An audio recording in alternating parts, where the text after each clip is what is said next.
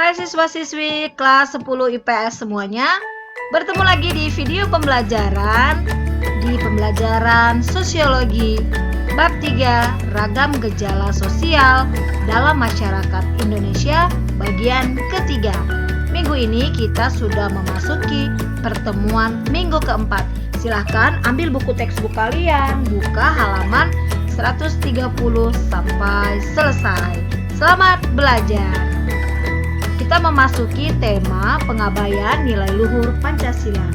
Sebagai salah satu dari 4 pilar kehidupan berbangsa dan bernegara, Negara Kesatuan Republik Indonesia, Pancasila merupakan identitas bangsa Indonesia, di mana segala bentuk perilaku masyarakat perlu berlandaskan asas-asas Pancasila. Nah, sekarang kita mengingat, kira-kira kalian masih ingat gak ya sila-sila dari Pancasila? Yang pertama yaitu ketuhanan yang Maha Esa. Kedua, kemanusiaan yang adil dan beradab. Ketiga, persatuan Indonesia. Keempat, kerakyatan yang dipimpin oleh hikmat dalam permusyawaratan perwakilan. Kelima, keadilan sosial bagi seluruh rakyat Indonesia.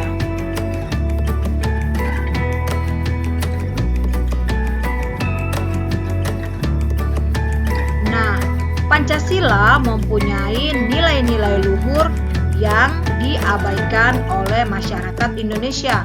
Sekarang kita mau membahas dan mendiskusikan nilai-nilai luhur Pancasila yang diabaikan pada setiap masing-masing sila-sila tadi.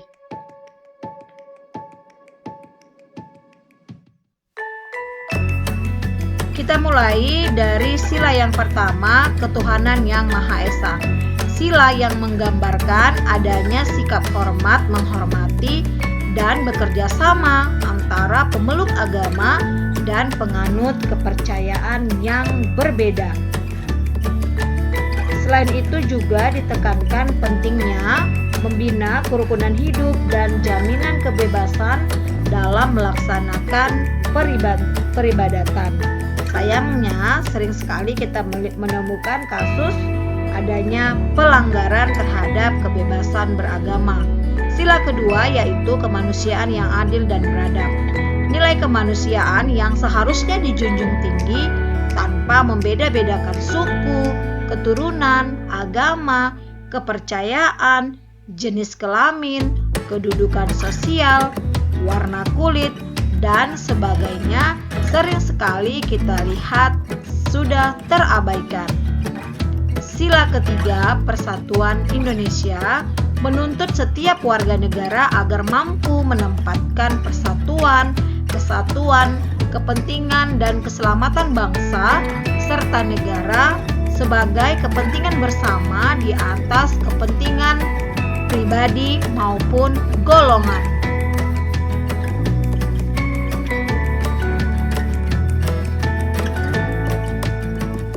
Sementara itu, sila keempat yang berbunyi kerakyatan yang dipimpin oleh hikmat kebijaksanaan dalam permusyawaratan perwakilan sebagai wujud perilaku masyarakat Indonesia yang mengutamakan musyawarah dalam mengambil keputusan demi kepentingan bersama semakin jarang dipraktikkan oleh banyak pihak.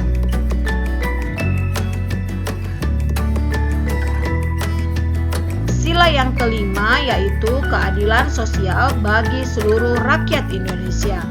Cita-cita luhur untuk mewujudkan kemajuan merata dan berkeadilan sering sekali tercemari oleh pemerasan, pemborosan, dan gaya hidup mewah. Lebih memprihatinkan lagi, hal tersebut banyak dilakukan oleh kaum muda sebagai generasi penerus bangsa.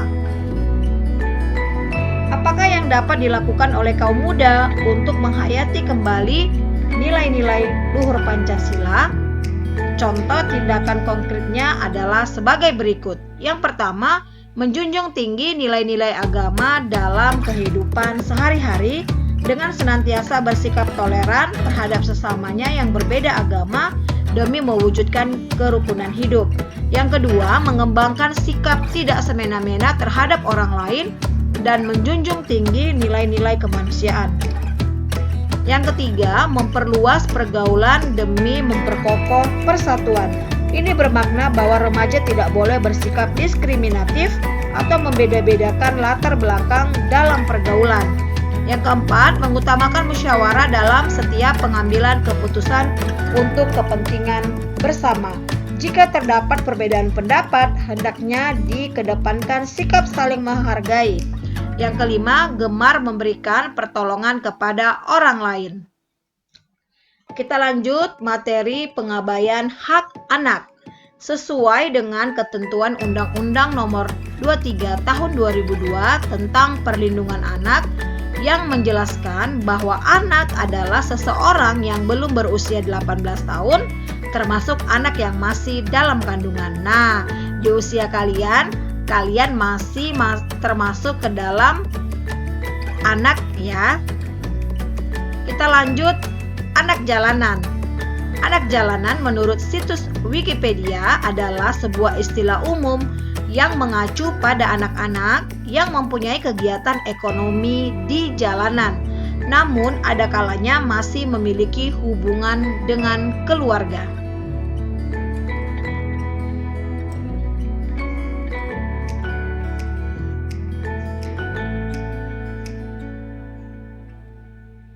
Anak jalanan dapat dikelompokkan menjadi 4 kelompok, yaitu pertama, children of street, yaitu anak-anak yang mempunyai kegiatan ekonomi di jalanan tetapi masih memiliki hubungan dengan keluarganya. Yang kedua adalah children of the street, on the street, adalah anak-anak yang menghabiskan seluruh atau sebagian besar waktunya di jalanan dan tidak lagi berhubungan atau memutuskan hubungannya dengan orang tuanya. Yang ketiga adalah children in the street, yaitu anak-anak yang menghabiskan seluruh waktunya di jalanan karena berasal dari keluarga yang hidup atau bertempat tinggal juga di jalan.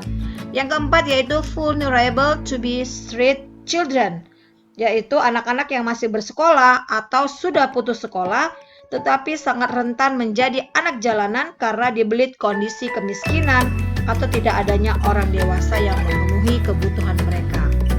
Larangan kekerasan yang tercantum pada Undang-Undang Nomor 23 Tahun 2004 tentang penghapusan kekerasan dalam rumah tangga mencakup hal-hal sebagai berikut.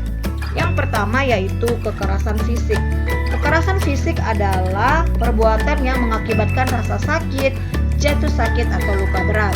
Kedua, kekerasan psikis adalah perbuatan yang mengakibatkan ketakutan, kehilangnya rasa percaya diri. Yang terakhir adalah penelantaran rumah tangga. Pekerja atau buruh anak.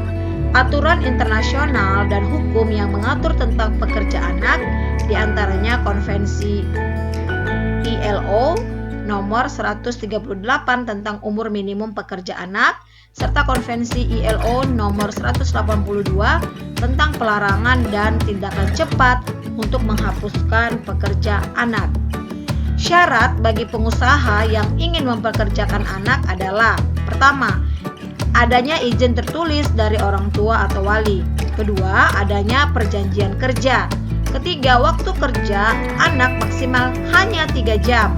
Keempat, tidak mengganggu waktu sekolah. Kelima, adanya keselamatan kerja. Keenam, hubungan kerja yang jelas. Dan yang terakhir adalah upah sesuai dengan ketentuan. Adapun beberapa jenis pekerjaan yang dilarang untuk anak-anak adalah sebagai berikut. Pertama, segala pekerjaan dalam bentuk perbudakan. Kedua, segala pekerjaan dalam bentuk pelacuran, produksi pornografi, pertunjukan porno atau perjudian. Yang ketiga, segala pekerjaan menyediakan produksi dan perdagangan minuman keras. Yang keempat, semua pekerjaan yang membahayakan keselamatan, kesehatan, atau moral anak. Adapun pengabaian hak-hak anak yang berhadapan dengan hukum adalah sebagai berikut. Yang pertama, penyebutan identitas anak dalam pemberitaan di media cetak ataupun elektronik. Kedua, pemeriksaan anak oleh petugas tanpa didampingi orang tua. Ketiga, penahanan anak di ruang tahanan bersama tahanan orang dewasa. Keempat, pelaksanaan sidang terbuka umum untuk anak. kelima, tidak terpenuhnya hak-hak anak untuk tetap memperoleh pendidikan. Sejumlah realitas menunjukkan gejala pengabaian hak-hak anak dalam kehidupan bermasyarakat, di antaranya: pertama, keberadaan anak jalanan di kota besar. Kedua, tindak kekerasan dalam rumah tangga dan kejahatan terhadap anak. Ketiga, maraknya pekerjaan anak atau buruh. Keempat, pelanggaran terhadap hak anak yang berhadapan dengan hukum. Dan kelima, belum diterapkannya pendidikan inklusif terhadap anak. Demikian video pembelajaran untuk pertemuan minggu ini. Itu artinya kita sudah menyelesaikan bab 3. Sampai jumpa di pertemuan berikutnya dan di small test berikutnya. Jangan lupa untuk mengerjakan latihan yang sudah Miss Uli post di Edmodo dan mengumpulkannya tepat waktu. See you and bye-bye.